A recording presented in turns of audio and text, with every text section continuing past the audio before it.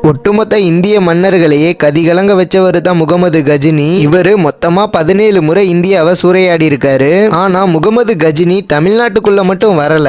எதுக்காக அவர் தமிழ்நாட்டுக்குள்ள வரலன்ட்டு யாருக்குமே தெரியாது. சப்போஸ் அந்த டைம்ல தமிழ்நாட்டுக்குள்ள மட்டும் கஜினி முகமது படையெடுத்து வந்திருந்தாருன்னா அதுதான் அவரோட வாழ்க்கையிலேயே கடைசி படையெடுப்பா இருந்திருக்கும். என்னதான் கஜினி முகமது கிட்ட 10,000 குதிரைப்படை, 15,000 காலாட்படை, 9,000 யானைப்படை வச்சிருந்து மற்ற இந்திய மன்னர்களை சுலபமா வீழ்த்தி இருந்தாலும் அன்னைக்கு தமிழ்நாட்டையே ஆட்சி செஞ்ச ராஜராஜ சோழனோட மகன் ராஜேந்திர சோழன் கிட்ட 1,00,000 குதிரைப்படை, 50,000 வாள்வீச்சு படை, 60,000 யானைப்படை, 20 லட்சம் காலாட்படை, 20,000 கப்பற்படை இப்படின்னு ஒட்டுமொத்தமா 25 லட்சத்துக்கும் மேல படை வீரர்களை ராஜேந்திர சோழன் வச்சிருந்திருக்காரு. அதனால தான் அந்த டைம்ல எந்த ஒரு மன்னராலையுமே தமிழ்நாட்டுக்குள்ள கால் எடுத்து வைக்க முடியல. சப்போஸ் இந்தியாவையே சூறையாடின கஜினி முகமது தமிழ்நாட்டுக்குள்ள படையெடுத்து வந்திருந்தா கஜினி முகமது சோழர்களோட படை வீரர்களை பார்த்து மிரண்டு போறது மட்டும் இல்லாம அதுவே அவரோட கடைசி போரா முடிஞ்சிருக்கும்.